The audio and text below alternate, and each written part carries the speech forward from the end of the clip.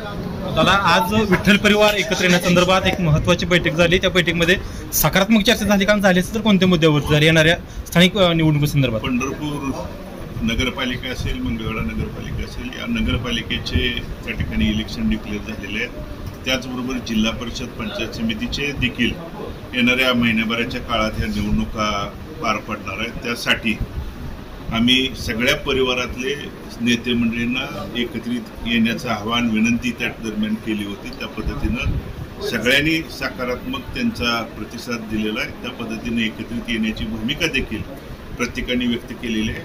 आणि ती व्यक्त होत असताना ज्या पद्धतीनं आदरणीय भारतनानाने आम्हाला घालून दिलेली शिकवण आहे की कोणताही निर्णय, भूमिका घेत असताना, तो करत असताना आपल्यासोबत काम करणाऱ्या ग्रामीण शहर भागातल्या वडीलधारी प्रमुख पदाधिकारी, तरुण सहकारी असतील, माता भगिनी पदाधिकारी असतील, यांच्या कानावरती घालून त्यांना विचारून त्यांची सहमती घेऊनच तो त्या ठिकाणी निर्णय घ्यायचा. यासाठी प्राथमिक पंढरपूर मंगळवेढ्याला जोडलेली 22 गावं आणि मोहोळ मतदारसंघाला जोडलेली 17 गावं याची मिटिंग आज आयोजित केली होती. उद्या त्या दरम्यान माढा मतदारसंघाला जोडलेली गावं आणि सांगोला मतदारसंघाला जोडलेल्या पंढरपूर तालुक्यातल्या गावातले प्रमुख पदाधिकारी आणि शहरातले देखील वडीलधारी, इच्छुक उमेदवार सोडून जे वडीलधारी, जे नानांच्या पासून काम करणारे, खांद्याला खांदा लावून काम करणारे प्रमुख असतील, यांच्याशी चर्चा करून या बाबतीत सकारात्मक निर्णय येणाऱ्या 2 दिवसामध्ये त्या ठिकाणी घेतला जाईल. नगराध्यक्ष पदासाठी प्रणिता भालके यांच्या नावाची चर्चा होती. त्या संदर्भात कार्यकर्त्याच्या आणि आघाडीची काय भूमिका आहे? कार्यकर्त्यांचा आग्रह असला तरी हे जे सगळ्या परिवारातले नेते मंडळी एकत्रित आल्यानंतर तो बसून नगराध्यक्ष पदाचे उमेदवार असतील, त्यांच्याबरोबर लढणारे 36 जे उमेदवार आहेत त्यांचा सगळ्यांचा सकारात्मक विषय घेऊन लोकांचं, जनतेचं काय म्हणणं आहे या बाबतीत सगळ्या चर्चा करून ते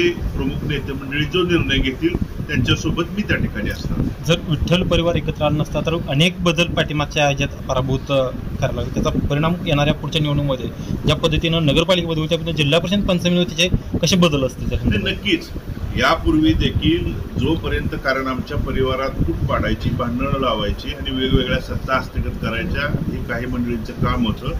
पण त्याला आळा आणि त्याला कायमचा बंदोबस्त करण्याची भूमिका आदरणीय भारतनानांनी त्या काळात घेतली होती. तीच भूमिका सगळे आमच्या परिवारातले प्रमुख त्या ठिकाणी एकत्रित येऊन करतील. आणि जे चुकीची माणसं आहेत, जे आमच्या त्या ठिकाणी वेगवेगळ्या भूमिका आहे, फूट पाडण्याचं काम करतात, ते त्या ठिकाणी ती माणसं एकत्रित येऊन त्या चुकीची माणसं आणि त्या सत्ता कायमस्वरूपी उद्ध्वस्त, मग नगरपालिका असेल, पंचायत समिती, जिल्हा परिषद, या येणाऱ्या आगामी निवडणुकीत जे कार्यकर्ते आमच्यावर सोबत काम केलेल्या तरुणांना संधी देण्याच्या भूमिका त्या ठिकाणी व्यक्त करतात. दामाजी कारखान्यामध्ये भालके परिचारक ही युती पाहायला मिळाली. त्या युतीचे परिणाम, पडसाद, विरोध या ठिकाणी उमटतील? नाही, तो मंगळवेढ्यातल्या तिथल्या स्थानिकांच्या बाबतीतला विषय आहे. त्या मंगळवेढा तालुक्यात देखील निर्णय घेत असताना तिथले पदाधिकारी, इच्छुक उमेदवार, कार्यकर्ते आणि प्रत्येक गाव, जसं आज मी पंढरपुरात कोणती भूमिका घ्यावी यासाठी माझ्यासोबत काम करणाऱ्या वडीलधाऱ्यांना, तरुणांना विचारलं. त्याच बाबतीत मंगळवेढा तालुक्यात कोणती भूमिका घ्यायची, कशा पद्धतीनं सामोरं जायचं या बाबतीत अशाच पद्धतीनं गावोगावची प्रमुख पदाधिकारी, वडीलधारी बोलवूनच त्या दरम्यानचा निर्णय त्या ठिकाणी घेतला जाईल.